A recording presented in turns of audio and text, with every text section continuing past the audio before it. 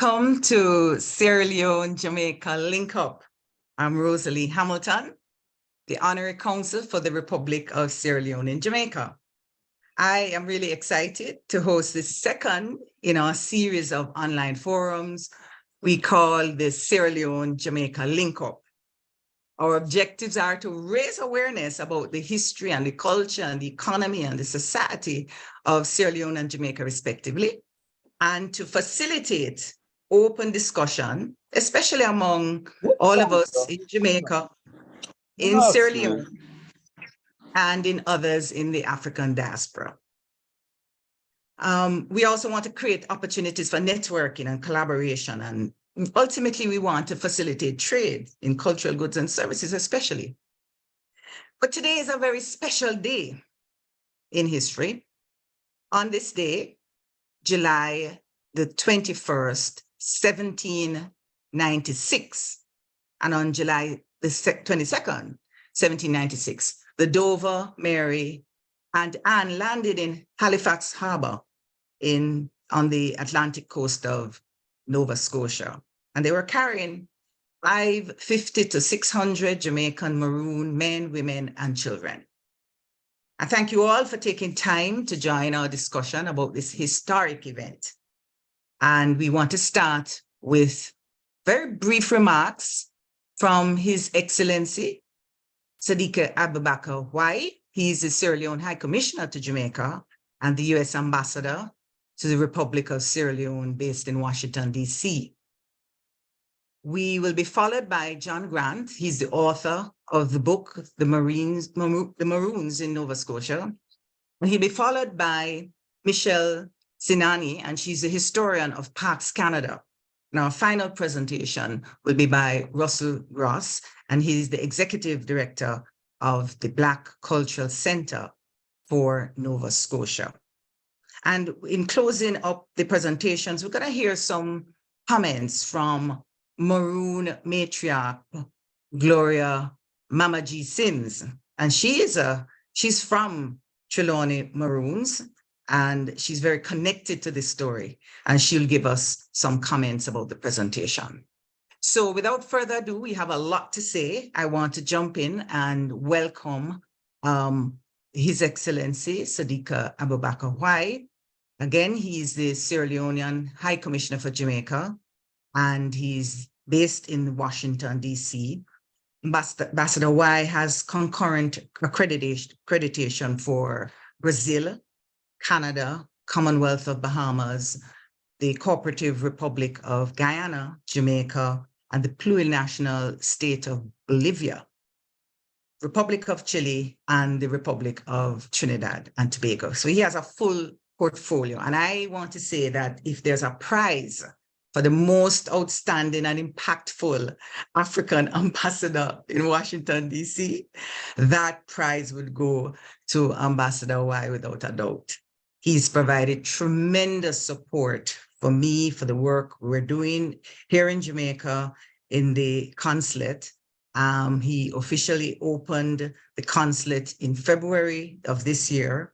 And, you know, he's going to share some things about what happened on that memorable occasion and provide some updates. So over to you, High Commissioner. Greetings to all participating in this significant event, with special recognition to Professor Dr. Rosalea Hamilton, the Honorary Consul of Sierra Leone in Jamaica, West Indies, who is the organizer of this important global link-up between Sierra Leone and Jamaica, especially exploring what happened to the Maroons who arrived in Nova Scotia, Canada, 1776, and whose experience has been declared as an historical event. On a personal note, I want to say a big thank you to Professor Hamilton for really taking this leadership to promoting Pan-Africanism at a time we need it most. So thank you, Dr. Hamilton and your team. Special greetings also as well as to my esteemed and distinguished colleagues, thought leaders, and influential partners in the United States and Canada, and of course, Jamaica, West Indies. To our friends and well-wishers joining this important event around the world, I welcome and thank you for taking time out of your busy schedule to attend and participate in this historic link-up today. I bring three major points to this discussion. First, I want to report to you the news about the important outcome of the elections in my country of Sierra Leone and the highly successful re-election of President retired Brigadier General Dr. Julius Maada Bio for a second 5-year term with no runoff. In my capacity as the ambassador of Sierra Leone to the United States, who was present during this election process, I am honored to bring you greetings from our head of state, President Bio, who appreciates the many congratulatory messages that were sent to him through me on his successful re-election. This outcome, my friends, is the legitimate and affirmative vote of approval from the Sierra Leone people, which I, as I mentioned, was privileged to participate and to witness firsthand. And I thank you all for your kind wishes, and for many of you for supporting me throughout this process. My personal experience and participation in the June 24, 2023 election was eventful. And this was the first time I voted in an election in my home country, Sierra Leone, as I have been in the United States for years, having myself been a former citizen of the United States that ran for office, the second highest office in New York City, a public advocate. But as God has it, I voted proudly for President Bio and the SLPP candidates in my region, in the south of the country. By the voting tally that was compiled and produced by the legitimate representative body approved by Parliament and the people of Sierra Leone to conduct the election. Those voting tallies that were received by the president and his party, that tally, I'm pleased to state, that our southern region produced one of the highest voter turnout in Sierra Leone history during this election. Mind you, this election, by every standard, was announced by President Bio and his government 1 year before, unprecedented in Sierra Leone history. Unfortunately, I cannot say the same about the northern side regions of the country, as it is an opposition stronghold. Mind you, I come from both north and south. However, the peoples of Sierra Leone won in re-electing President Bio, as well as the newly elected members of parliament. All these members of parliament and the president are working toward promoting development and opportunities for the Sierra Leonean people at home and abroad. Therefore, I invite you all to invest in Sierra Leone.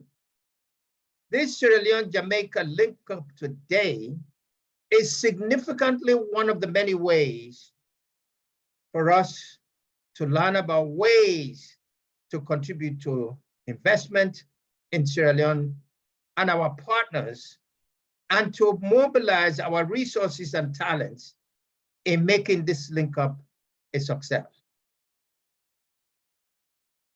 As a full report to you about the elections, I will add that there are organizations and individuals,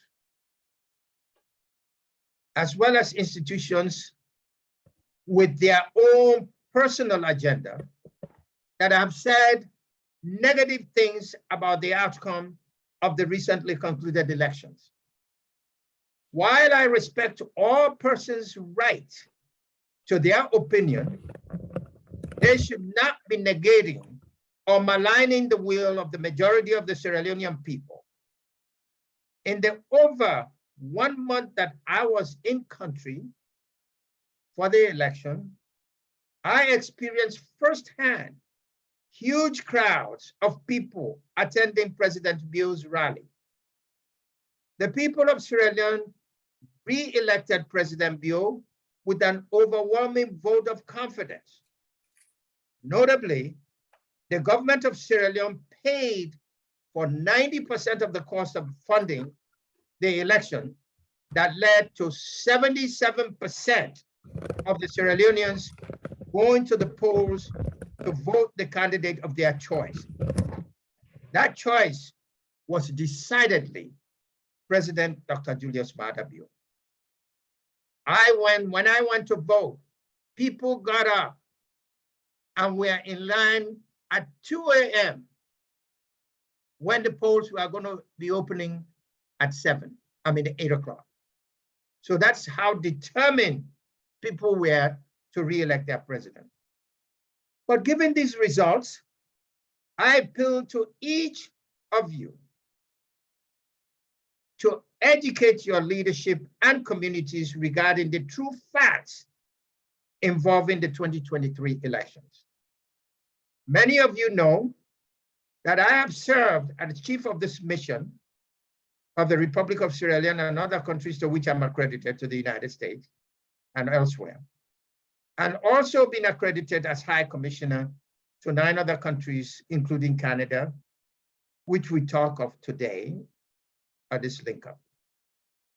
Many of you have participated in the successful events we have shared to promote the country and the diaspora overseas during my first term. Therefore, I'm pleased to report to you that President has asked me to come back to continue on that trip.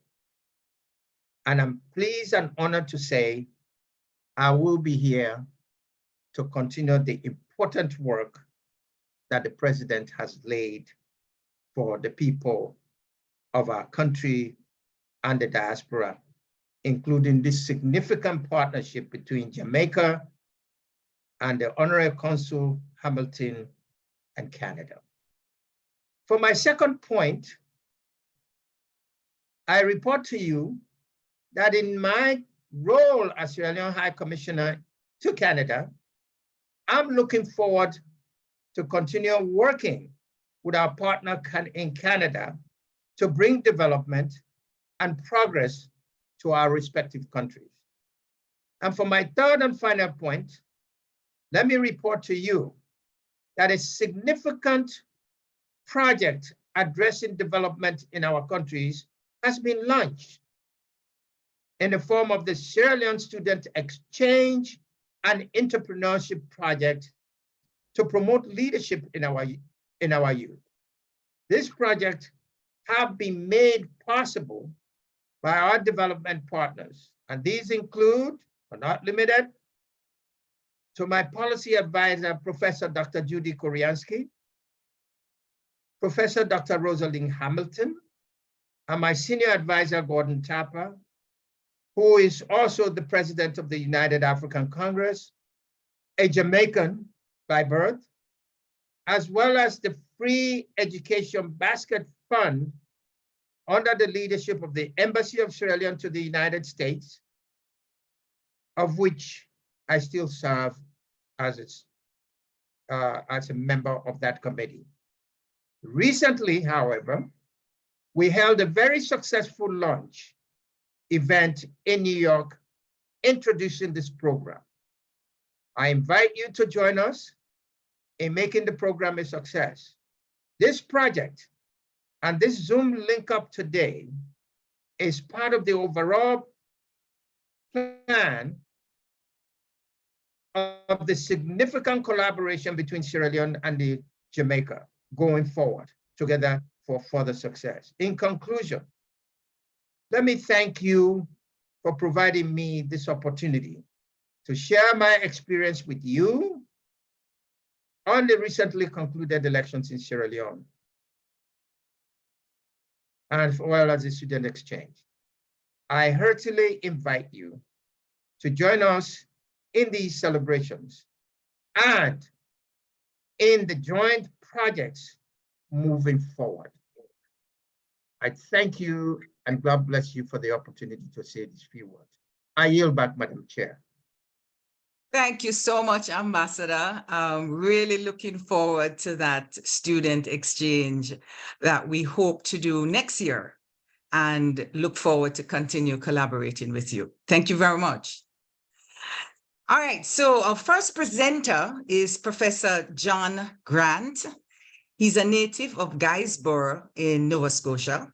He taught in the public school system, was a research associate at the Atlantic Institute of Education, and between 1984 and 1997, he taught history at the Nova Scotia Teachers College.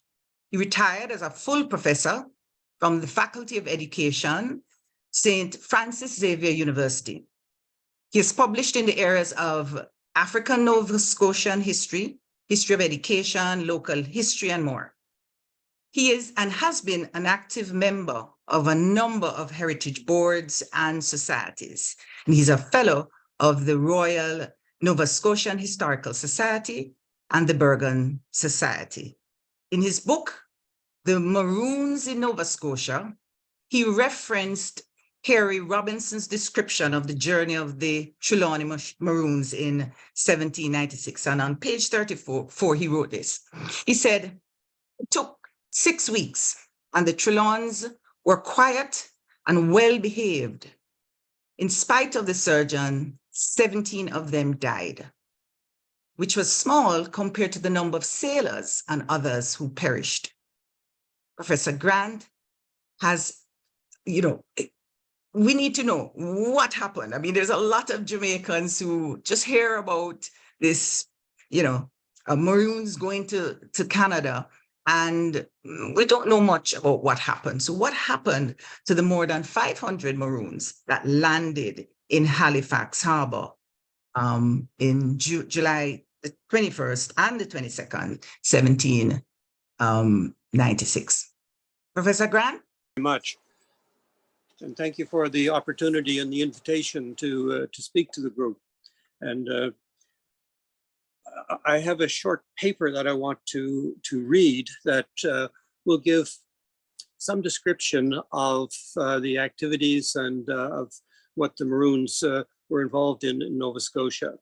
The paper concentrates on a minority, but by doing that, it can perhaps represent the contrary views of the majority. As you pointed out, without consultation or permission, the Maroons arrived in Halifax, Nova Scotia on the 21st and 23rd of July, 1796, where they were met by local officials and by His Royal Highness, the Prince Edward, Commander-in-Chief of the British forces in the Maritimes. Prince Edward was impressed by the Maroons and employed them in to work on the latest modification of the fortification on Citadel Hill. There, although the fort was later altered, their memory has been perpetuated by reference to the Maroon Bastion.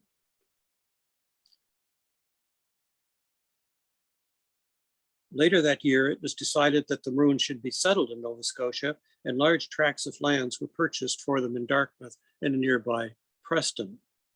Governor Sir John Wentworth obtained an annual allowance of £240 for the support of a school and to provide religious instructions. The Maroons insistent that they could never thrive where the pineapple does not, quickly became unhappy with life in the often hostile climate of Nova Scotia, and many demanded to be removed from the province. When a few planted potatoes or became converts to Christianity, other Maroons attacked them, apparently concerned that such signs of cooperation would root them to Nova Scotia. In order to encourage their labor and to support their conversion, the authorities complied with the converts' request to be separated from their brethren. Wentworth informed his superiors in London on the 10th of July, 1797, that one family of 28 persons, led by a noted captain, removes this day to a separate estate at his own earnest request. The noted captain was James Palmer, one of the leaders of the last holdouts in the Jamaican War, and the separate estate was called Boydville. The Boydville farm had been purchased by the commissioners to the Maroons in February 97.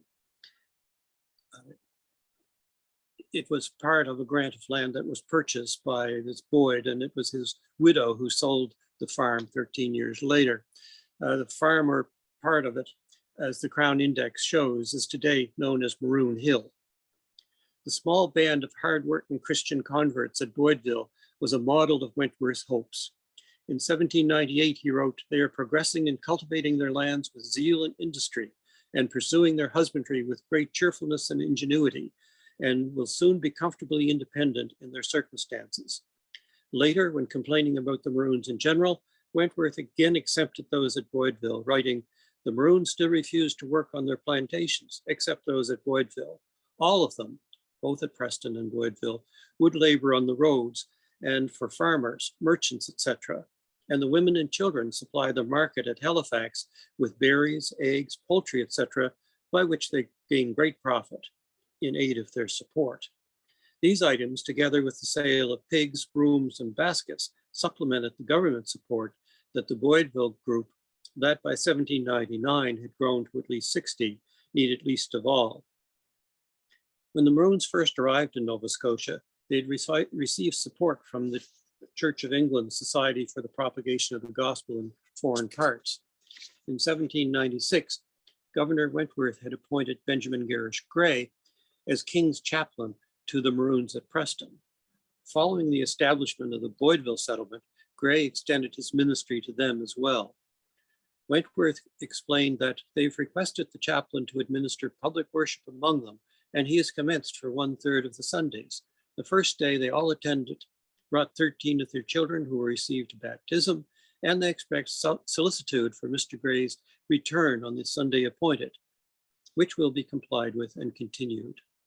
The SPG not only helped support Reverend Gray, but they sent him some Bibles, prayer books, and religious tracts for use of the Maroons and the neighboring congregation to which he also administered.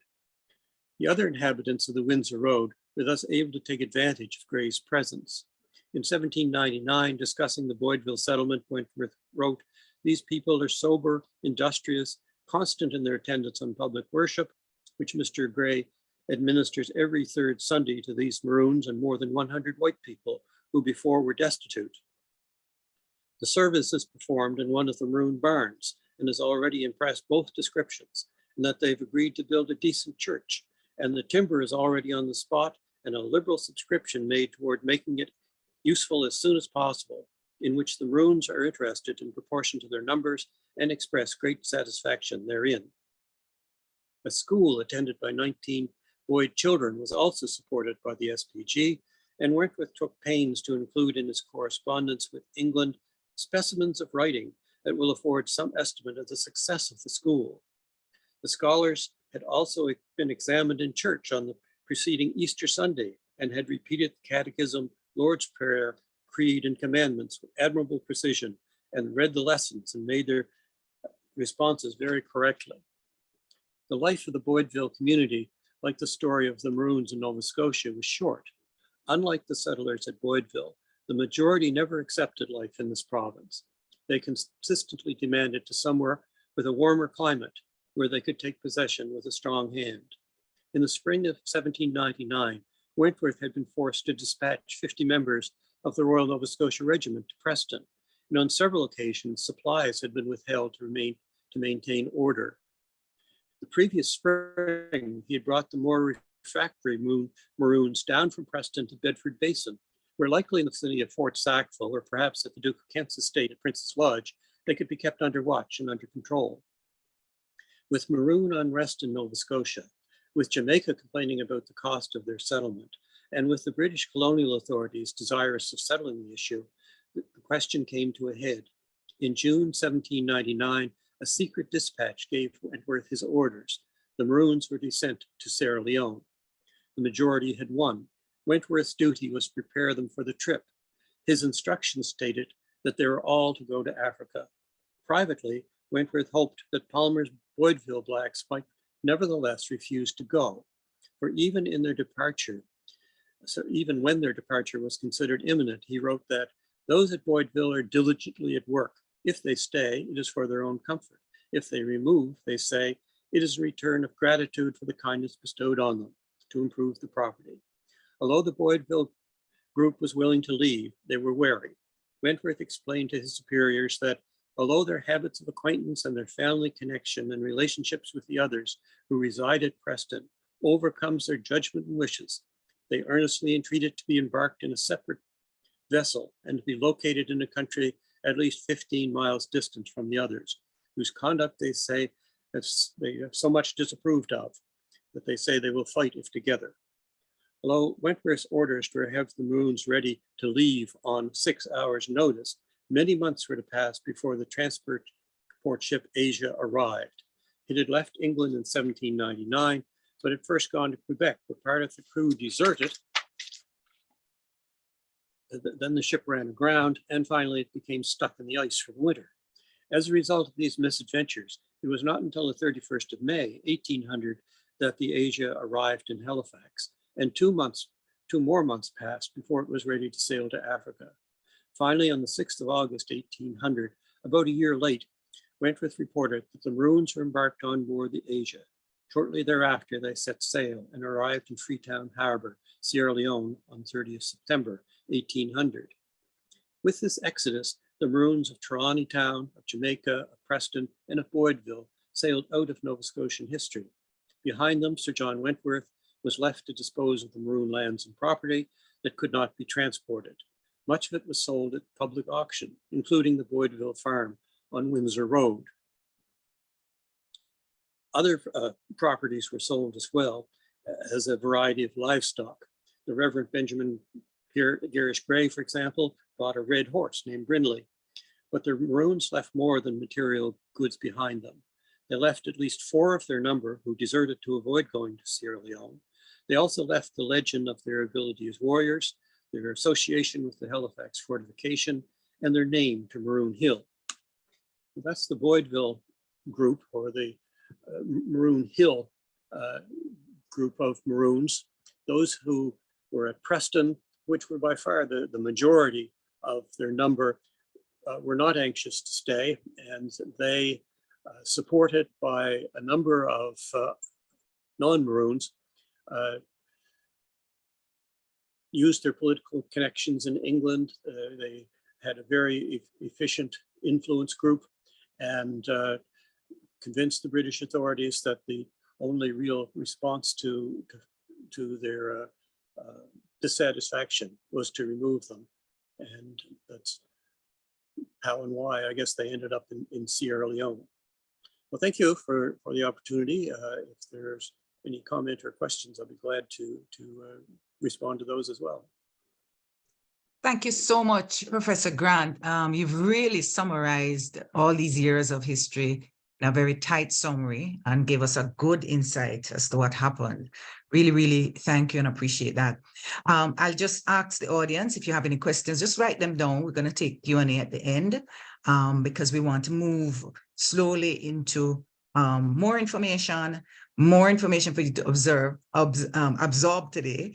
And the next thing that we really want to talk about is what has happened since then that has led to Parks Canada designating this experience as a national historical event. And that is something that many of us have just heard about, we really wanted to find out more about it. So I did make contact with representatives from Parks Canada, and we had many questions. Why did Parks Canada make this designation? What does the process entail? What does the designation mean to Canadians, to Nova Scotians, people in the Maroon community in Sierra Leone? All of that, we're going to get some answers from our next presenter, and she's Michelle Cinanni, and she is the historian and acting manager of the Historical Services West and the Historic Sites and Monuments Board of Canada at Parks Canada. And she has been conducting historical research at Parks Canada for 17 years. Her area of expertise is the 20th century history, ethno-cultural communities in Canada. And she coordinates and the evaluation of new nominations of the National Program of Historical Commemoration. So tell us, Michelle, why is this experience so important, such that Canada gave the experience of the Trelawney Maroons the designation as a national historical event? Hi, thank you. Thank you, His Excellency, Honorary Consul, and everybody here. Thank you for the invitation. I'm very honored to be here and to represent Parks Canada. So I have a little PowerPoint presentation to share that will explain the process that led to this National Historic Designation. So if you bear with me. So I'll begin with a land acknowledgement, as I'm grateful to be working on the traditional unceded territory of the Algonquin Anishinaabe. So as you mentioned, in 2022, last year, the Government of Canada recognized the experiences and importance of the Jamaican Maroons in Nova Scotia as a national historic event. This is because, and I'm paraphrasing here, it's because it exemplified their strong sense of community and resilience in the face of inhospitability, and because their continued presence in Canada is still felt through their descendants. So this event is very important to Canadians as well. So I was asked to talk about how this designation came to be, and so I will provide an overview of the process that led to the designation. And Mr. Russell Grosse, the Historic Sites and Monuments Board of Canada member for Nova Scotia, will talk in more detail on the meaning. So he's up next. So next slide, please. So I wanted to explain what is a Canadian National Historic Event? And so that's a federal or national designation that represents a defining action, episode, movement, or experience in Canadian history. And now, why is this important? Well, commemorating aspects of the diverse and complex stories of Canadians weave together narratives of who we are and connect us to the past, enriching an understanding of ourselves, each other, and Canada. Next slide, please. And another reason why it's important. National historic designations encourage us to acknowledge the full scope of our shared history, both the triumphs and the struggles that help define Canada. And this helps us to reflect on how to build a more inclusive society for present and future generations. And this is very important, even to me, to my heart. Next slide, please. Now, the designation of the Jamaican Maroons in Nova Scotia, like other Canadian National Historic designations, involved the work of 4 sets of players: the public, Parks Canada Agency, the Historic Sites and Monuments Board of Canada, and the minister responsible for Parks Canada. The commemoration of the Jamaican Maroons in Nova Scotia as a National Historic event began with 2 public nominations and followed the regular 8-step process to become part of Canada's National Program of Historical Commemoration. Next slide, please. So Parks Canada manages this program, and it supports the work of the Historic Sites and Monuments Board of Canada, which is an advisory body to the minister and to the Government of Canada. Any aspect of Canada's human history may be considered for designation if it has had a national significant impact or if it illustrates a nationally important aspect of Canadian history.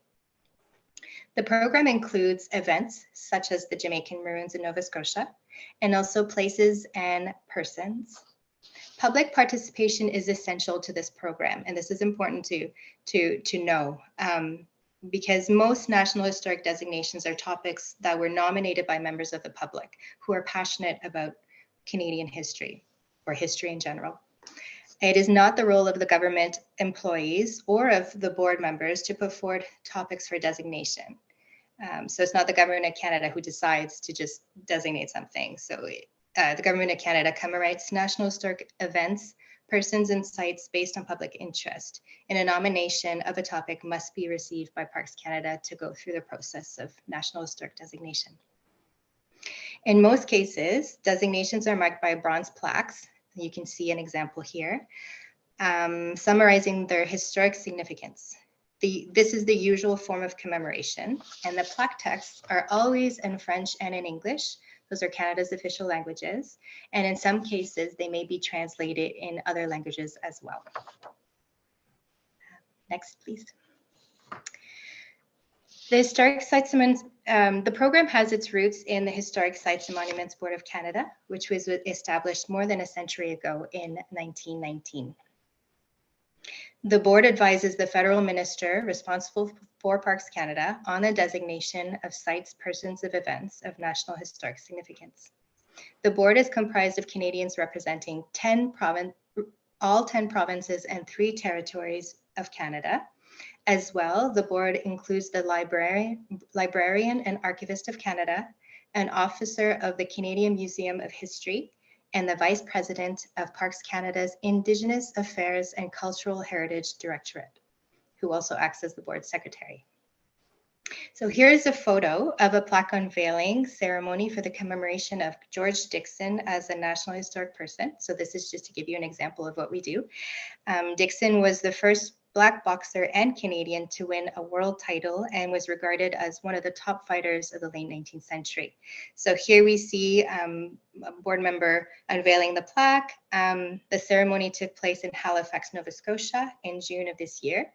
Mr. Russell Grosse, the board member for Nova Scotia, is there on the far right, as is the chair of the board, who is in the middle. And our Vice President, Nadine Spence, is on the far left.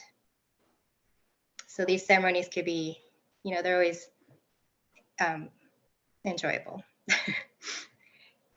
All right, so next slide. So this is really the answer to the big question. How did the designation of the Jamaican Maroons in Nova Scotia become a National Historic event?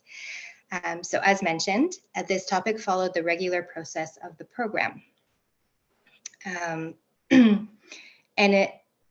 like most National Historic designations, it started with a public nomination at the grassroots level. In this case, we received 2 nominations from 2 individuals, 2 Canadians.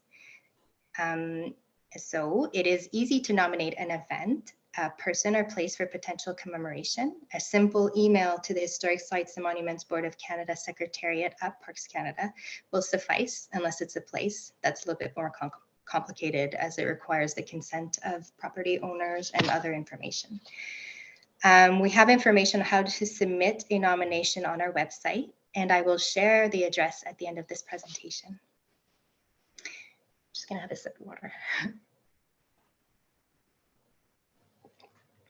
Oh, can we stay on the last slide, please? I'm going to talk about all of each of the green boxes. So the next step is the screening report. So that's the second box. The second step. So the HSMBC Secretariat or Parks Canada historians reviewed the nomination using the board's criteria and guidelines and making sure there were enough sources to write a research report. Each screening report is reviewed by a team of Parks Canada historians. And so the historians screened in the topic, and the nominators were informed of the outcome. The next step is the third step on the screen. It was writing the historical research report on the subject. And so this report is called the submission report. And it is written by a Parks Canada historian. and it contains the historical analysis used by the board to make a recommendation to the minister.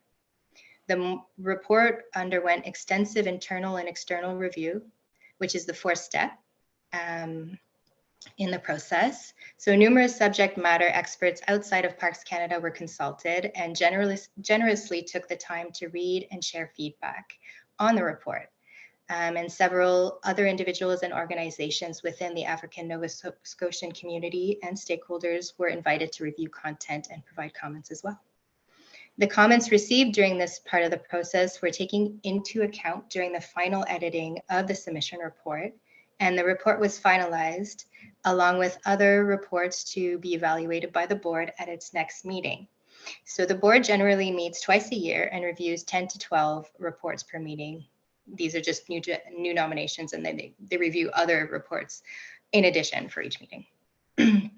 Now we're at the fifth step of the process. The board was presented with a submission report and discussed the subject at its meeting in December 2021. At that meeting, the board decided to recommend to the Government of Canada that it designate the Jamaican Maroons in Nova Scotia as a National Historic Event. The board's recommendation was then sent to the minister responsible for Parks Canada, who makes the ultimate decision. Minister Stephen Guilbeault approved the designation in 2022, and the announcement went out to the public in February of this year via a news release on our website. So that's the announcement step now. At this point, we're at the last step in the process. So we're planning for a bronze plaque and public commemoration of the Jamaican Maroons in Nova Scotia National Historic Event. So each plaque text is drafted by Parks Canada historians and reviewed by a wide range of stakeholders, subject matter experts, and community representatives prior to the review and approval by the board's inscriptions committee. Next, please.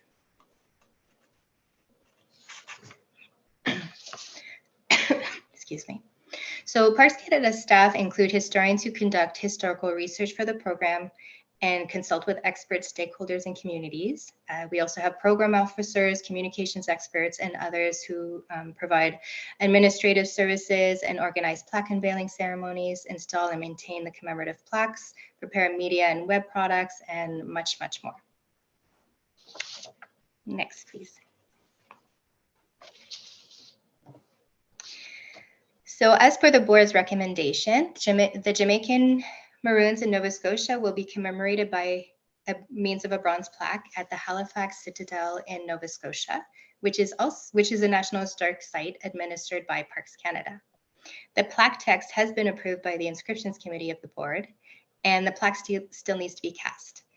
The date of the unveiling ceremony has not yet been confirmed. However, the target is summer 2024, so next summer. Next slide, please. So the Halifax Citadel was chosen for the plaque because it has direct connection to the Jamaican Maroons, who contributed to the building of the third fortification on the Citadel Hill. It was named Fort George in honor of the British monarch. It no longer stands, having been demolished 3 decades later to make room for the fourth and final Halifax Citadel. Parks Canada installed an interpretive panel that you can see here at the entrance of this National Historic Site in both official languages. Next, please.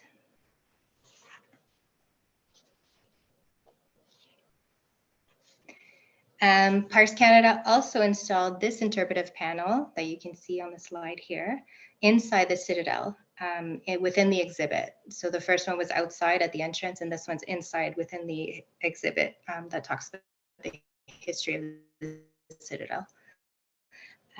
So it shows a painting that Jamaican Maroons building a part of the Citadel. And it's in both official languages, as always, for us. Now, what does this designation mean to the people who nominated the topic? I provided 2 quotes here, one for each person who nominated the topic, just to give you a sense of the importance of this event to Canadians. So Afua Cooper says, "It is fitting that the federal government is commemorating the Trelawney Maroons in Nova Scotia as an event of national historic significance. The Maroon exemplifies Black resistance to slavery and colonialism and a commitment to racial and social justice. As one with roots in the Trelawney Maroon community, I am thrilled at this designation. And next. And the second one is by Rosemary Sadlier, who says, the unique experience of this incredibly defiant community of African Jamaicans is being forcibly sent to Nova Scotia reflects another way that Black people in Canada are resistant, are communal, family-oriented, and are diverse. The impact of the Maroons lies in their construction of the citadel, the creation of communities, and in the choice by many to leave for Sierra Leone after 4 years in Nova Scotia, and speaks to the nature of an intangible freedom. They insisted on a freedom to live their authentic lives, a legacy that continues for all Canadians today.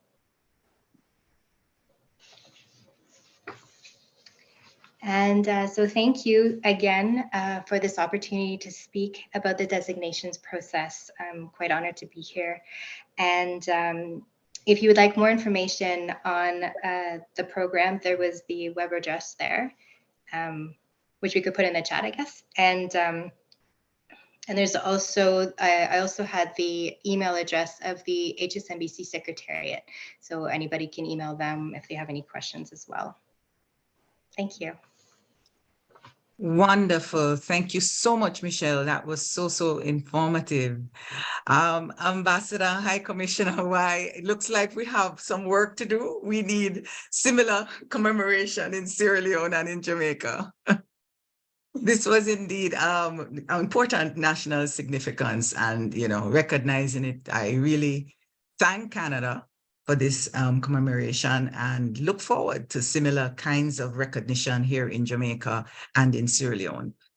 Now, our last presenter is my Maroon brother, Russell Grosse. And Russell is one of the descendants of the Trelawney Maroons. Mr. Grosse is a native of the historic African Nova Scotia multi-generational Black community of Cherrybrook. Mr. Grosse has been involved in protection, preservation, and promotion of Nova Scotia's Black culture and history for over 29 years. As an employee of the Black Cultural Center for Nova Scotia since 1994, he began as a summer student and held various development and supervisory roles. Since December 2013, he's held the role of Executive Director of the Black Cultural Center for Nova Scotia. And he donates a lot of his time and effort as a professional video technical producer. He does a lot of work capturing and documenting Black history and sharing it on national broadcasters. So in 2022, he was awarded the Queen Elizabeth II Platinum Jubilee Medal for volunteerism. And in 2023, he was appointed to the Historic Sites and Monuments Board of Canada. So I do want to congratulate you for these recent achievements, and we're anxious to hear about the exciting work you're doing, Mr. Grosse. Over to you. Great. Thank you very much for this opportunity. It's a wonderful opportunity to be here with each and every one of you, and want to first start off by acknowledging Professor Hamilton and the work that you're doing, Ambassador Way, and Professor Grant. This is such a beautiful topic to talk about on this important day. The fact that we're sitting here together using technology that transcends all borders 227 years later to when those folks stepped on the shores of Nova Scotia is powerful, it's breathtaking, and it's very humbling, because when we look here in Nova Scotia, when we talk about the connection between Jamaica and Sierra Leone, what's in the middle is Nova Scotia. And to be connected in this way today talks a lot about the connection that's always existed through the history, and that tells a remarkable story. So I'm just going to share a bit of a presentation with you, so just bear with me for a moment while I get that started.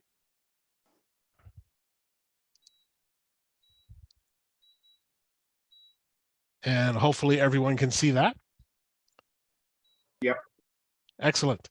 Okay, so what I'd like to talk a little bit about today for a few moments is the Jamaican Maroon influence on Nova Scotia. So as you've heard from Professor Grant and from my colleague with Parks Canada, and when we reviewed the history of the Jamaican Maroons, you know, there was a migration into Nova Scotia. They stayed here for a short period, 4 years, in fact. And then there was an out migration to Sierra Leone, but the presence still remains here today, not only in lineage, but also in influence. And so I'm going to talk a little bit about that. But before I do, I'm going to talk a little bit about the importance of commemorating history. So I'm so proud to be here today because I am a part of the Government of Canada's Historic Sites and Monuments Board, which you just heard about from my colleague, and the important work that Secretariat is doing in capturing history and content from across Canada. In fact, over the duration of the last couple of years, there have been no less than 47 different historical designations that have been made that support and tell the story of Black Canadian history. And so that's been very powerful, but it speaks to the fact of the important role that there is to protect, preserve, and promote our history. The second hat that I wear here today is that I'm the executive director of the Black Cultural Center for Nova Scotia. The Black Cultural Center for Nova Scotia is an organization that was founded 40 years ago this year in 1983 as an organization that was focused on celebrating the Black history and the unique history of Blacks here in the province of Nova Scotia and in Canada for that matter. The Black history here in Nova Scotia stretches back well over 400 years, giving Nova Scotia the designation of being the birthplace of Black culture and heritage. And at the Black Cultural Center, we celebrate that each and every day to the visitors that come in. A lot of the content that's at the Black Cultural Center really celebrates a unique part of our history, but also demonstrates the importance of us sharing our history. Historically, in our communities, in our Black communities here in Nova Scotia and across Canada, Black history was always something that was shared via oral history, passed down generation to generation from family to family, but not put in a space where the greater community can learn. And if we want to preserve our history, we have to create that awareness, that space where folks can learn about our history. And that's what we do at the Black Cultural Center. So when we think of Black history in Nova Scotia, it is a remarkable history. It starts off through 4 major migrations. The very first migration was to arrive in Nova Scotia was the Black Loyalists, and that was in 1782 to 1785. There were several migrations during that time. And the members of the Black Loyalists that arrived in Nova Scotia made an exodus to Sierra Leone, and that happened in 1792. And then, of course, what we're commemorating here today, 1796, 227 years ago, the Trelawney Maroons from Jamaica arrived in Nova Scotia and made that indelible mark on the province that still exists today. And in 1800s, the majority of the Trelawney Maroons went to an exodus to Sierra Leone as well. And in 1813 to 1815, the refugees of the War of 1812 arrived in Nova Scotia and settled here as well. And then in the 1900s, we had the final large migration, which were hundreds of Caribbean migrants that arrived in Nova Scotia. So Nova Scotia has a really unique history. And when we look at our history in Nova Scotia, we look none other than at the fact that here in this province, there were 52 historic Black communities. And you can see on this map that is being shared to you that there are 52 historic Black communities that exist from one end of the province to the other. And those were populated by those major migrations. And, you know, today we're here to talk about the influence of the Jamaican Maroons. And so we think of the cultural influence, you know, we think of the fact that it all sums up into one word. And that word that I'm passionate about saying is perseverance. The Jamaican Maroons, through the harsh conditions of slavery, the adversity they faced, the hardships they faced, the marginalization that they faced, they all were able to overcome that and show perseverance. And that perseverance spirit, that persevering spirit is still here in the province today. You know, when I think of the Jamaican Maroons, I think none other than to the Jamaican leader, Marcus Garvey and the important quote that he said. A people without knowledge of their past history, origin, and culture is like a tree without roots. When we think of our history as people across the world, that we have a unique history that, you know, spans from continent to continent, it's a history that isn't well known. And what can we do as a people to ensure that that history is perpetuated and passed on generation to generation? So it's vital that we do things like this very event that we're having here today, like the commemoration that the Canadian government made to the National Historic Significance event of the Jamaican Maroons arriving in Nova Scotia, so that future generations will know about this history and that it will leave a mark that will be here forever and a day, that that history and that influence will be continued on. When we look at the cultural influence of the Jamaican Maroons, it was talked about the work that was done in the Citadel Hill fortification that's in Halifax, and the, you know, indelible mark that was made with the skilled labor that was done on that building, you know, a portion of that fort that still exists today. You know, it was really unique stonework, really unique labor work that was there. They also did work on the Lieutenant Governor's residence, so Government House, as you see in this photo here.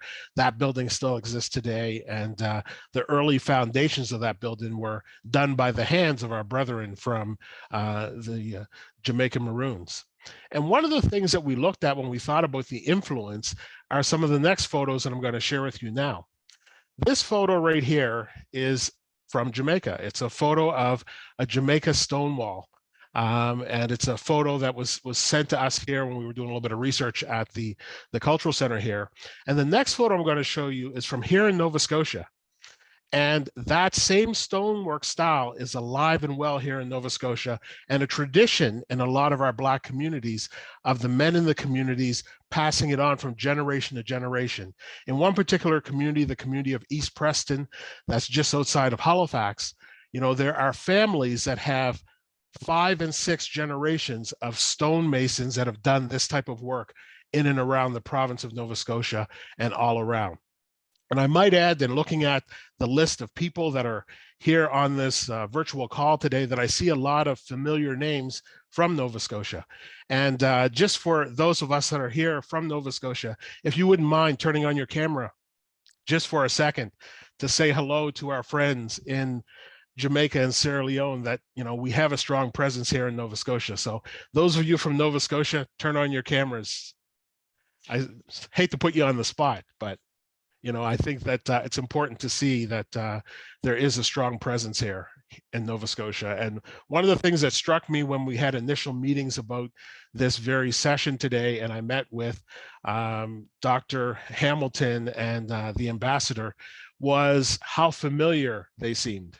And when we look at the connections of our families from shores to shores, from the shores of Jamaica to Nova Scotia, from Nova Scotia to Sierra Leone, there is some familiarity there with our culture. So I'll continue on with my presentation now after taking that brief detour. The next thing that I looked at when we were looking at the similarities and the cultural influence was basket weaving. So once again, here is a traditional basket, weaved basket that is from Jamaican culture and would be, you know, something that would be synonymous with Jamaica. The next photo is a basket that is commonly done here in Nova Scotia, that was sold in markets, and that tradition has gone once again from generation to generation in our communities, and that influence is still here. The influence of the Jamaican Maroons provided a strong base for a lot of our communities, you know, a base of perseverance, a base of being able to overcome great adversity. And one of the things that's so important about commemorating history is that it's always evolving. It's always changing. We're always learning new things, and we're doing research to uncover new things. So one of the great things that I'm able to share about the Sierra Leone connection was that it was just this June, a few months ago, or a month ago, in fact, the Government of Canada, the Historic Sites and Monuments Board, they commemorated the Black migration to Sierra Leone as a national historic event. And I'm going to read to you what the inscription on the plaque that's yet to be done would say. Black migrations to Sierra Leone, 1792 and 1800. The migrations of Black loyalists and Jamaican Maroons to Sierra Leone in 1792 and 1800 respectively exemplified the frustrations and disillusionment of the self-emancipated and free people of African descent in Nova Scotia and New Brunswick. Their rejection of long-term settlement had a lasting impact on the diaspora of Africa communities in the Maritimes, not least by significantly reducing the number of free people of African descent in the colonies. The migrations resulted in the creation of unique and invaluable records of their lives and experiences. Once again, an affirmation that the Jamaican Maroon presence and influence is alive and well here in Atlantic Canada, here in Nova Scotia. And of course, that means across Canada, as Nova Scotia is known as the birthplace of Black culture and heritage in Canada. I thank you for your time today and the opportunity to speak to you a little bit about the Jamaican Maroon influence. And of course, like the other guests here, I'm available for questions as well. Thank you so much. This is amazing. Ladies and gentlemen, in case you'd missed it, this is a second commemoration, and I'd love you just to go through it a little slower so that we all grasp what the second commemoration is all about. Sure. So the second commemoration commemorates the fact as a historical event that the Jamaican Maroons and the Black Loyalists migrated to Sierra Leone. And so there is, a lot of work that's being done in recognizing that. And we also have the fact that in a couple of days on August the 1st, we commemorate Emancipation Day here in Nova Scotia, here in Canada. And it was 2 years ago that the government of Canada officially recognized August the 1st, each and every year, as Emancipation Day, to look at the fact that, the ills of slavery were abolished at that time, and that there is a recognition of that. And there's, of course, lots more work to be done in recognizing our past hurt, but it is a start. And it's commemorations like these that provide an opportunity for us to be able to share, to learn, and to be able to educate people on what's happened with the communities. What I'll do in the chat as well is I will place in the chat the link to the official Government of Canada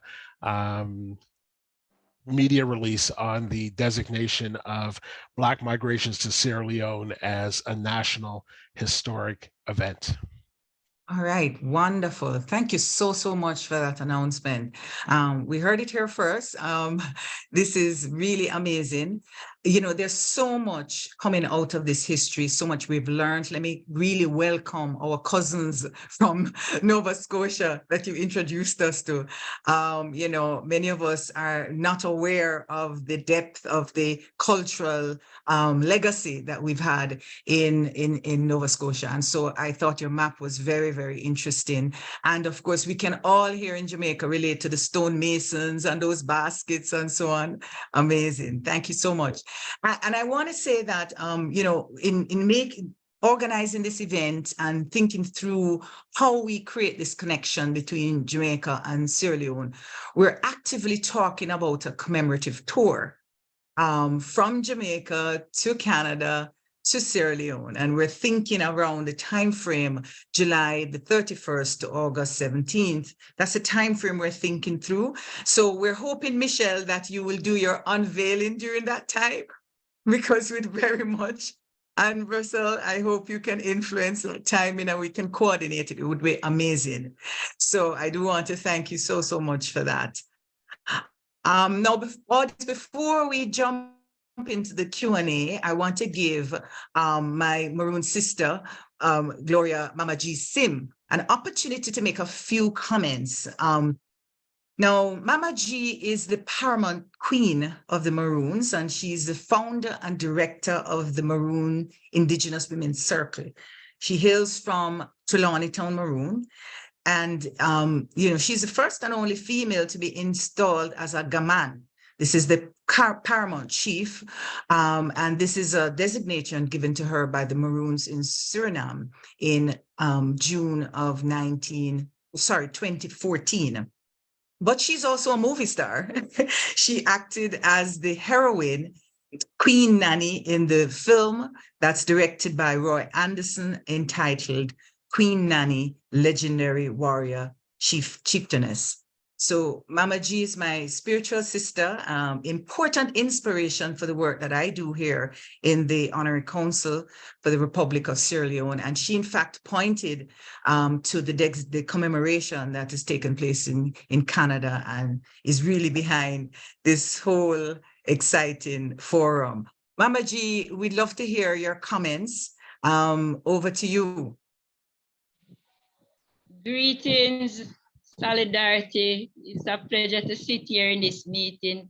Mama, Professor Hamilton, give thanks for the great works you and the Professor, the ambassador is doing.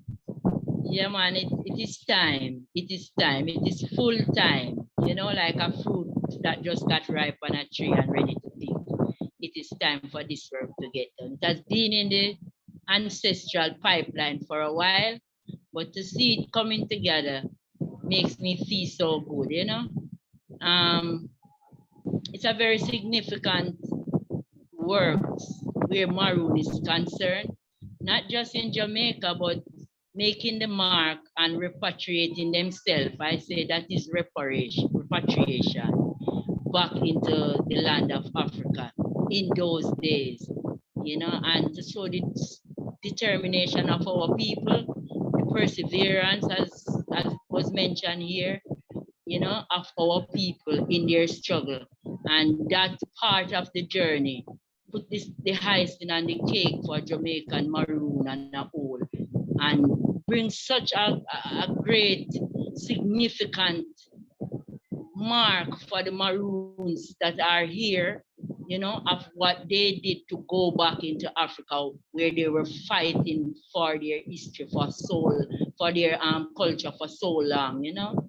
And I give thanks to my ancestors, each and every one of them, those that could make it and those that remain here.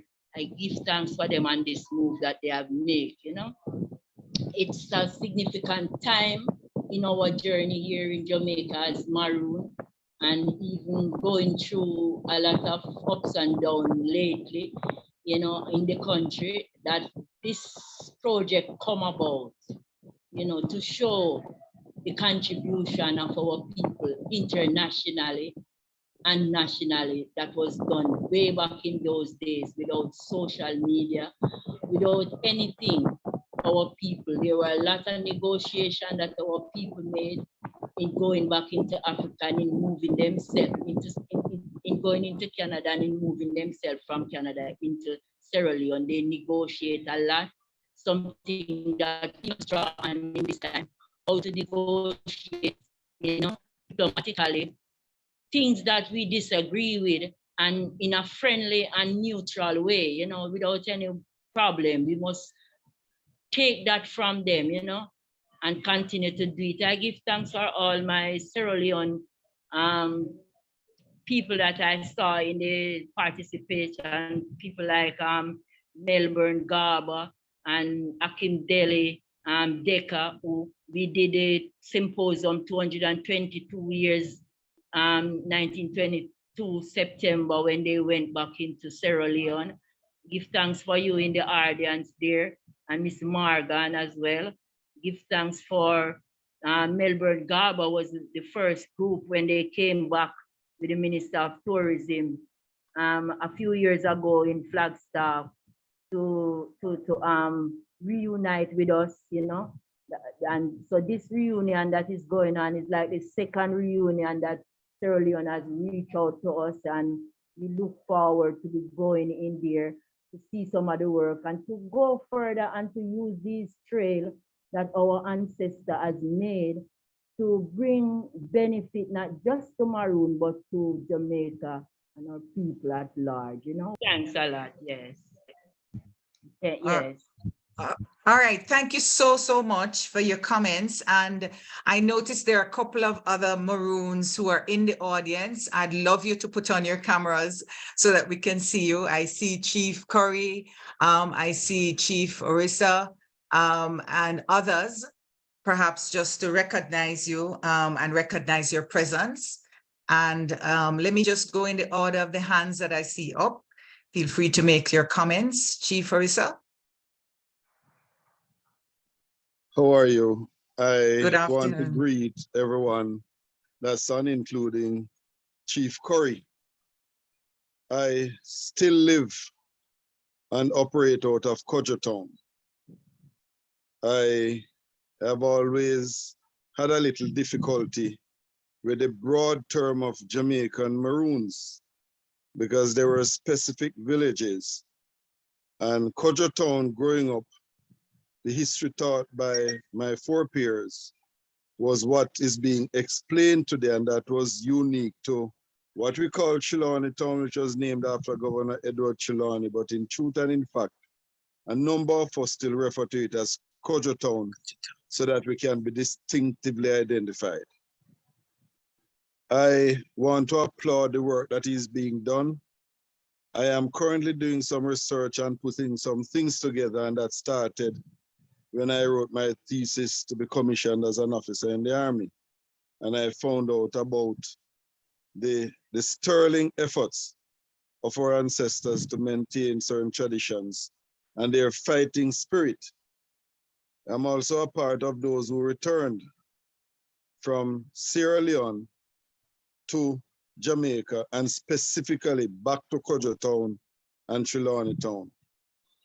I'm currently looking at the linkages between some current day participants in the field, musicians, actors, professionals, who will readily identify with their roots, and hopefully that will pull some of our current generation back to the history of Kojotown.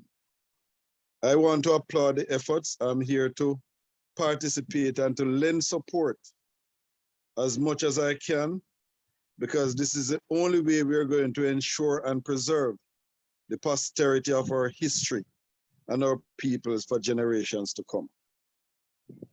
Thank you. Thank you so much.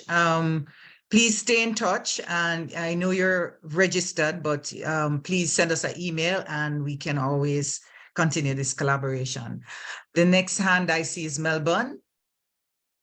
Trying to unmute. Yes, hi, thank you. My name is Melbourne Gaba. I'm a Creole from Sierra Leone, and I'm an amateur historian, and I have had, as Mama G had said, had sort of a long contact with the history of the Maroons, and in fact in 2016 or 2017 came to Trelawney when they had a Treaty Day celebration, and I gave a talk on behalf of the Creoles of Sierra Leone. So the Creoles, the Maroons who ended up going to Sierra Leone have become part of the Creole community.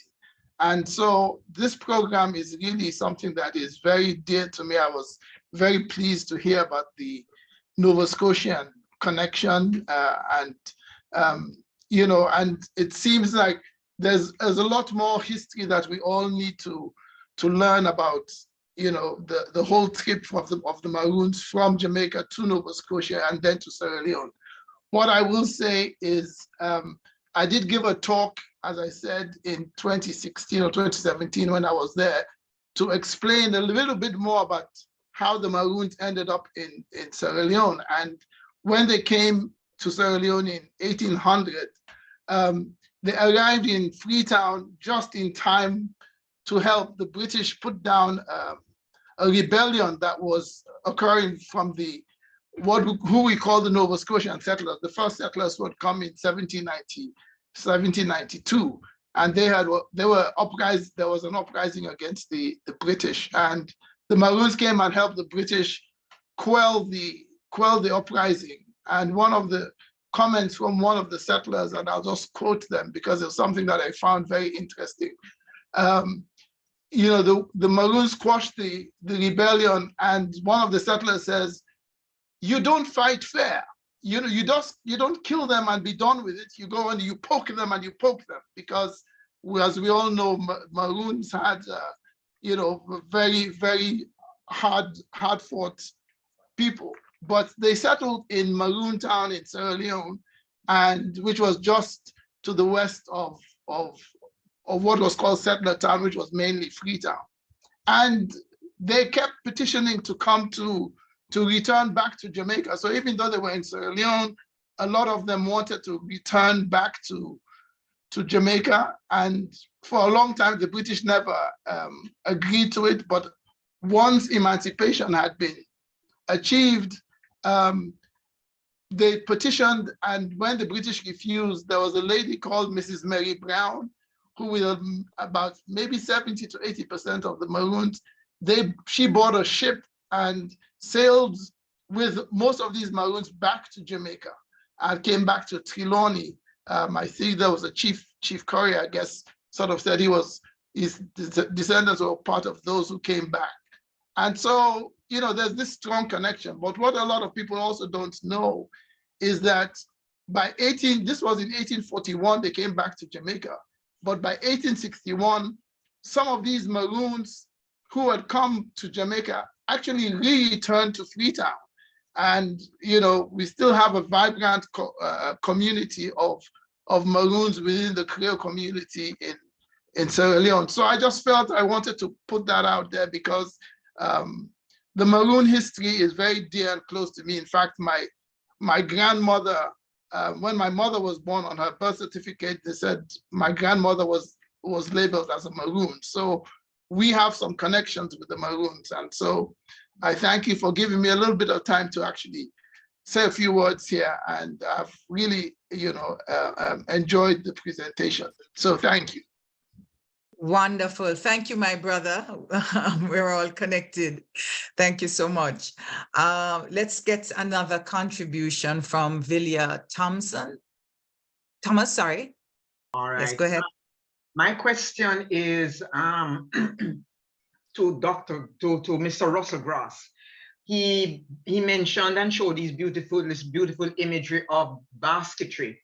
I was wondering whether there were any other art forms that the Maroons either took from here or brought here and took to Halifax afterwards. Also, the Maroons were known for the jerk, their cuisine. Did these traditions, travel with them? Is there any residue of it right now or still existing in Halifax? Yeah, there is. Here across the province, Jamaican cuisine is very prominent. I would say that it doesn't have the spice level that authentic Jamaican cuisine would have, but the influence is definitely here. And when we think of art forms, it was also beyond the basket weaving, it was also wood carving. So things like creating wood sticks, walking sticks, and tools out of wood, that's been very popular as well. That's been a tradition that's been passed down generation to generation. What about pottery? Yes, that as well. Yeah. So there is in certain parts of the province that would have had that influence. There was a lot of pottery work. In particular, that's in the communities of New Glasgow and Pictou County and the Black communities there.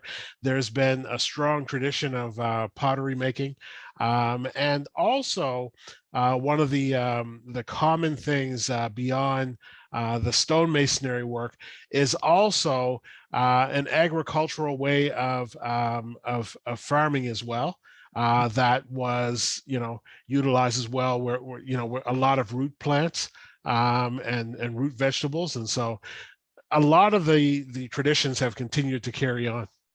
I'm a visual artist, so I naturally gravitate to, in one of my lives, I have many lives, and so I naturally gravitated to the beautiful work on the baskets. Mm-hmm. Thank you. Excellent. Thank you. Thank you. Good. All right, we have Chief Curry. Welcome. You have a question. Glad to have you. I know we need to unmute it, right? Good. Thank you. Good afternoon, everyone. Mr. Grant, sorry, Mr. Grosse, thank you for those presentations. And of course, afternoon to His Excellency and other members of the audience. So I'm Chief Richard Curry, elected leader of the Trelawney Town Maroons of Kompong. And one of my major considerations on the past that we share is not much has been done on the ground as it relates to the Jamaican Maroons, right? We celebrate the legacy of the Maroons and their contributions to building modern day societies as we have it. But the identity of the Maroons has been lost. I heard the mention of the arrival of the Maroons in Nova Scotia, and arrival puts it very peacefully how they went to Nova Scotia. These Maroons were actually exiled out of a treaty that they had signed with the British, and many were never slated to return. They showed that resilience, they demonstrated that resilience in the tough conditions. These lands in Nova Scotia were set aside for free Negroes, as they were described in that time. Many came from different colonies and they were grouped and chucked into Nova Scotia. We made our way and many ended up in Sierra Leone. And for the fact of what we had gone through and what we have done, to still be here today to recognize those same people on those same lands, there's still a cry. There's still a cry for recognition, and I'm talking here in Jamaica, right? I mean, bless up 100% for Canada and their moves and recognition of these contributions that the Maroons have done. But there's still woeful work that needs to be done here in Jamaica to bring respect to those people who identify as Maroons. And I would love to be, you know, an integral part of that conversation moving forward. And I look forward to also having you visit in a compound to discuss even more of what's happening as it relates to Maroons of Jamaica in its totality. So I thank you for that and appreciate the work that's been done, and all the best. Thank you. Sounds like lots of conversation to be had, Chief Curry, and the consulate is willing to help. We can continue some of those conversations. We had a couple of questions in the chat. I know I saw one earlier. I understand that Ochaloni, I'm not sure if that's how it's pronounced, street in Dartmouth, Nova Scotia is named after Alexander Ochaloni, a Jamaican Maroon. And I think this is to you, Mr. Grant, John Grant. Do you know about this? And Colonel William Quarrell developed the land in Dartmouth for the Maroons?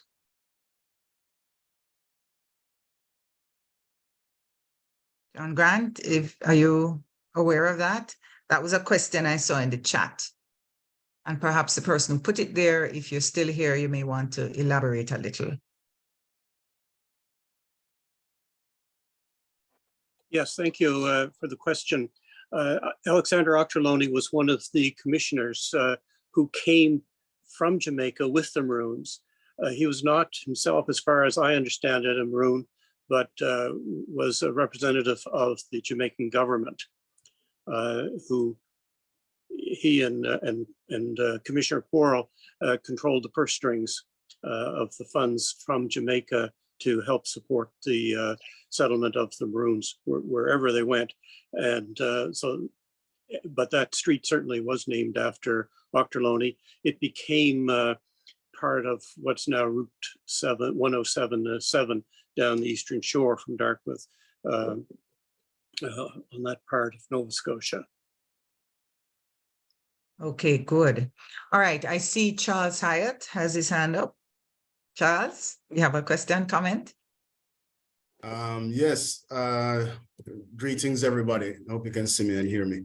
Yes. All right, so I love this gathering, and I really take my hat off to you, Professor Hamilton, and His Excellency, for putting this thing together. And it's the bringing together of our people, even though it is a Jamaica Sierra Leone link, and we're speaking of the Maroons and the trip to Nova Scotia and so on and so forth.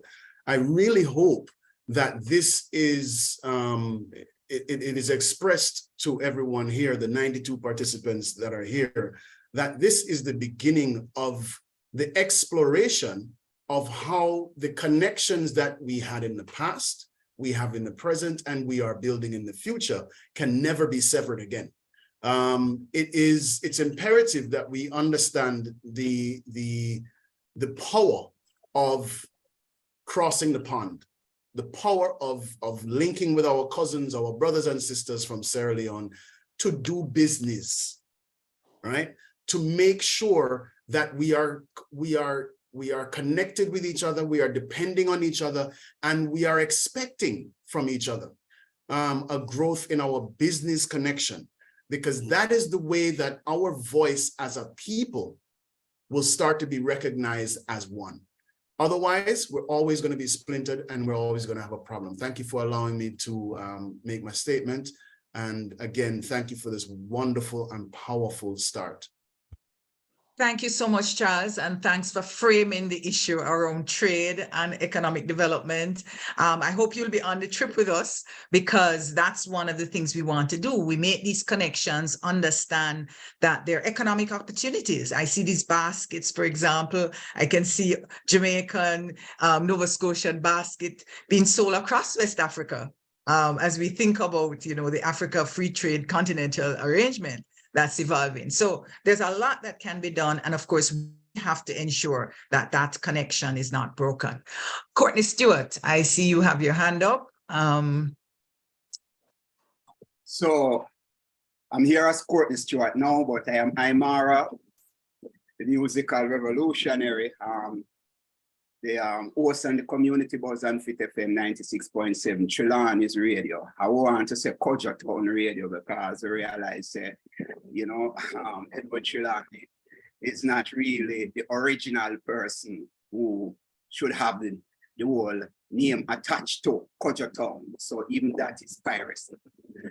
Well, as you talk about those baskets, I want, they are so connected to me because where I was growing up in a Maroon village in St. Thomas near the Maroon River, the whole stone masonry and the basket, my great-grandfather, Master Marcus, was a basket and a branca maker and amper. The ampers that you put on the mule and the donkey, you know what I mean? So when and there was some other thing that my grandmother used to carry, and they used, on their head.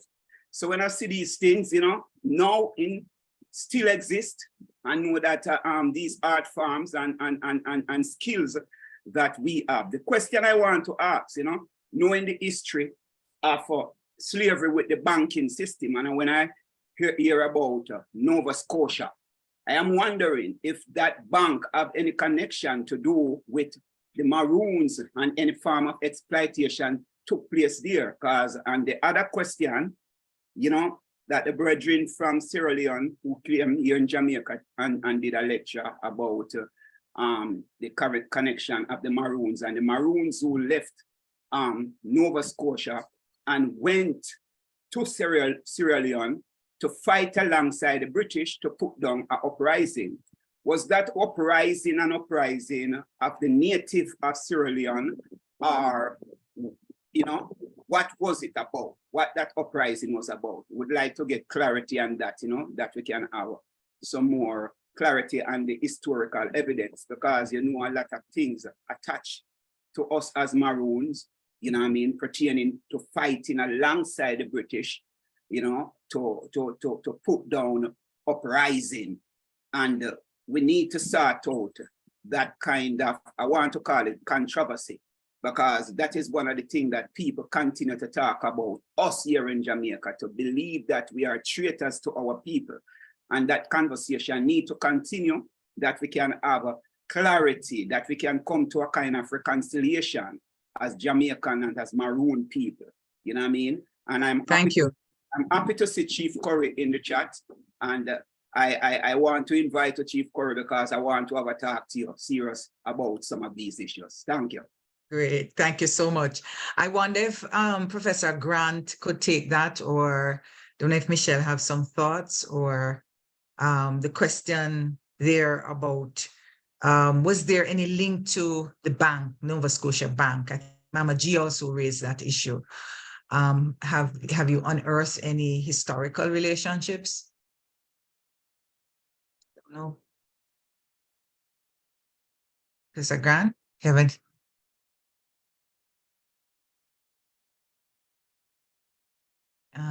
I think you've been, yes, on mute, right? Sorry. There we go. Mhm. I haven't seen any historical records of it. I'm not saying it's not there, but I just don't know of any links or connections of that kind. Okay. So there was some ongoing research that's happening right now that's being done by Dalhousie University and the University of King's College that are here in Nova Scotia about the business of slavery and the transatlantic slave trade and the connection between the wealth of the Bank of Nova Scotia and the trade that was happening at the time. I don't know, as Dr. Grant has mentioned, if there's a direct connection to, you know, the Jamaica Maroon migration, or if it was just, you know, the through the transatlantic slave trade. But it's something that is being researched right now very vigorously. And there's a conference that we're hosting here in October called the United Universities Studying Slavery. And it will be a 3-day conference that will really explore the ills of slavery and how it benefited the greater society economically. And so it'll be interesting at the time that happens. There's going to be some major research that's released if there is a connection. So we'll definitely keep everyone in the loop through this process. Please do. And we certainly can share it with the audience here, the more details about that conference. Will do. Excellent. All right. We also have Graham Nicholson. Graham? Yeah. Hi. I'm a board member of the Butchtown, so basically Black Loyalist Heritage Society, and I'm doing my dissertation in the Black Atlantic. So we see like a large amount of connection between our community and the outside Black world that essentially Canada has, in terms of its history, underplayed Black people as a community and sort of not tied it into the broader world in its presentation to like Black Canadians. Just like I learned none of this in school at all until, and even now, and you have to sort of really get into grad school before you start to really pick away at the colonial narrative for Blacks in Canadian history. So I'm really, really interested in those connections. There is a connection between Sierra Leone or there are several actually between Sierra Leone, Jamaica, and Nova Scotia. There was an attempt to start a Black trade network. Paul Cuffey from a Black Massachusetts merchant worked with John Cazell, a Sierra Leone Scotian.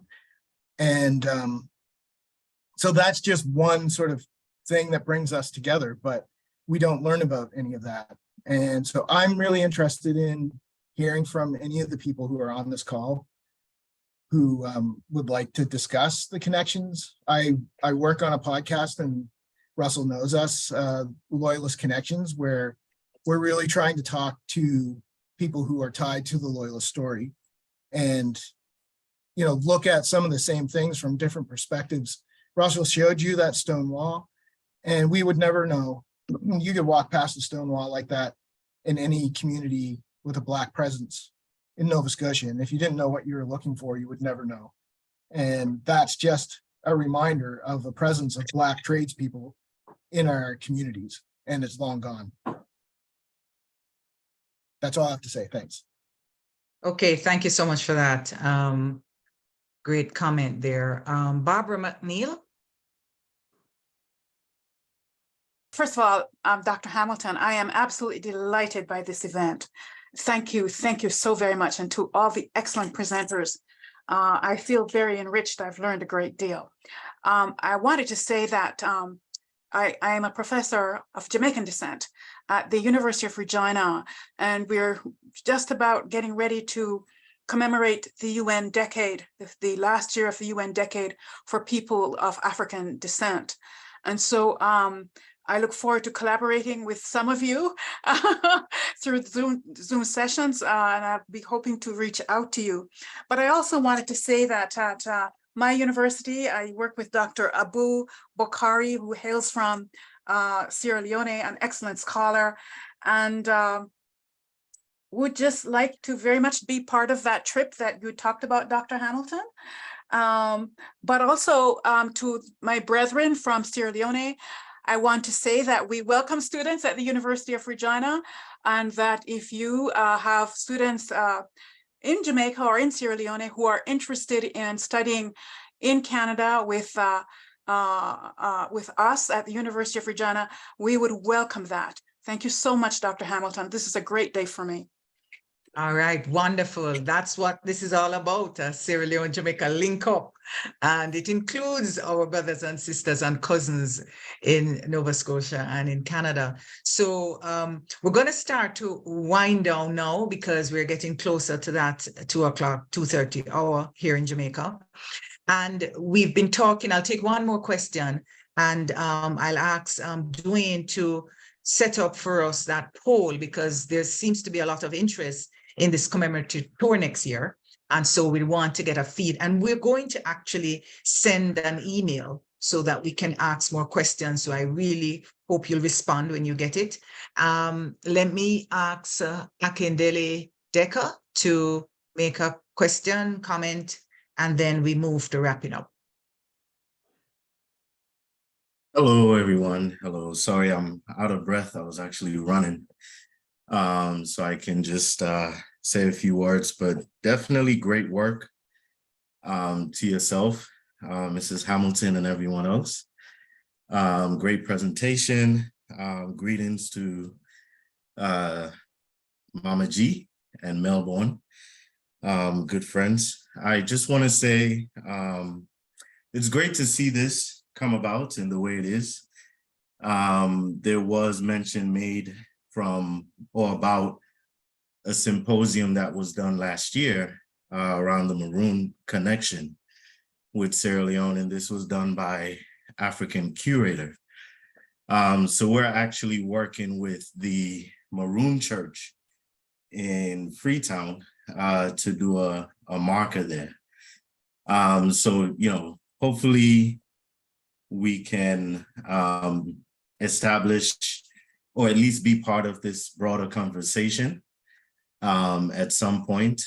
We also have a gallery of Black art and historical migration that's in the works at the moment in Nova Scotia that has some relevance, great relevance rather, to this Maroon Nova Scotia Sierra Leone connection. So I just want to say thank you to everyone and looking forward to see this conversation continue. Thank you. Okay, wonderful. Thank you so very much. All right, so there's quite a bit to do with respect to the link up. That commemorative tour is in train.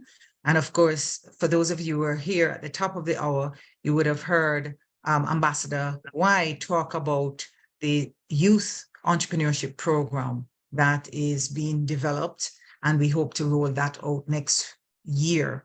And so quite a bit of activities for us. And so please feel free. I'm going to ask my assistant in the consulate to just put our email address in the chat so that you can, contact us. And for those of you who would have missed our first Sierra Leone, Jamaica link up, we'll also put in the chat the link to that video. So you have a feel for what these conversations are about. It's a lot about learning the past, understanding the connections, and using that information to recreate the kind of sustainable linkages and collaboration that Charles spoke to about earlier. So we're going to, now I'm asking that you complete the poll that you see in front of you. We can have that at the end of our session. And as I said, more information will be emailed to you. But I now want to hand over to Mohammed Kosia. And Mohammed is a trade and investment liaison in the Embassy of the Republic of Sierra Leone in Washington, D.C. But Mohammed is also a dear friend. He has been truly an amazing partner in the development of the consulate and the work we're doing. He was recently here in Jamaica, and we both welcomed and really spent some time with Mikel the Prince, and she is an amazing ballerina, and we just had a fabulous time. So Kosi, over to you. Wrap us up for us. All right. Good afternoon, good evening from Sierra Leone and in the UK. We want to thank you very, very much for joining us on behalf of the Embassy of Sierra Leone, the Consulate of Sierra Leone in Kingston, Jamaica. We want to say thanks to you all. I'm looking at the amount of people on the call. It's about 100. I've received like several texts from people who wants to join in, and they're telling me, oh, it says it's 100 people, I'm not able to join in. So it's just a testament to how happy we are for you guys to join us. For our friends in Sierra Leone, I know it's in the evening. You all are in the TGIF mood. Same for our friends in the UK and EU. I think there's 1 hour's difference, so it's in the evening over there. For our friends in the US, Canada, and Jamaica, I know we have an hour difference. It's lunchtime, and you guys have so much things to do, but you guys chose to come support us. We want to thank each and every one of you. To our speakers and our presenters, boy, you guys don't even know the knowledge that you've dropped on us this evening. It's very, very amazing and informative for us. We've learned a lot. So our ambassador and High Commissioner to Sierra Leone in Kingston, Jamaica, we want to thank you as always. We call you the Peopletician. We want to thank you for your time and starting us off. Mama G is someone who we met when we went to Kingston, and also when we took a trip to Flagstaff, Maroon country. When you talk to Mama G, when you look at her in her face, you will see the passion that she has about this connection between the Sierra Leone, Maroon, and of course now the Nova Scotia. We want to thank you very much, and your colleagues from the different Maroon community. So our queen, Dr. Professor Rosalea Hamilton, what else can I say about you? I was in Jamaica last week. I think it was on a Thursday. You were preparing to do something that has to do with advocacy, and you invited me to that event. Interestingly, there was a guy there who was advocating for something else, but he was talking about the Maroons. And then the minister actually said, do you know there was a treaty that all Maroon individuals are entitled to 2 acres of land. The question is, have they claimed it? Are they going to claim it? So that's a discussion Dr. Rosalea will have to go in. So Dr. Rosalea, I want to thank you very much. I want to thank the Dream Team, Dwayne, Diana, Keithan. Thank you so much for supporting Dr. Rosalea and the consulate. Ladies and gentlemen, this has been a very informative session, and we thank you all, and good evening and good night. Thank you so much, Mohammed. We've learned so much today. We've brought a lot of people together. Please just, email us, keep in touch. I'm sure there's a lot of chat in the chat there, exchange of information and questions that if they're unanswered, just, please contact us and we'll try our best to get some answers for you. We still have the poll up, so we'll ask you to continue to complete that. And I just want to point out, Marcus Garvey was mentioned in this whole conversation. And I think it was Russell who made a quote from Marcus Garvey, and I kind of want to end on that note as well. You know, he went somewhere very special in Nova Scotia, Menelik Hall in Sydney, Nova Scotia, on October the 31st, 1937. And he said this, very famous words: "We're going to emancipate ourselves from mental slavery. But though others may free the body, none but ourselves can free the mind." This is what we're about in the LinkUp. We ourselves have to unearth the information that we've not had for many reasons and recreate a future. Thank you all so much for being with us, and feel free to enjoy the music as we wind down this second in our series, Sierra Leone, Jamaica LinkUp. Thank you so much.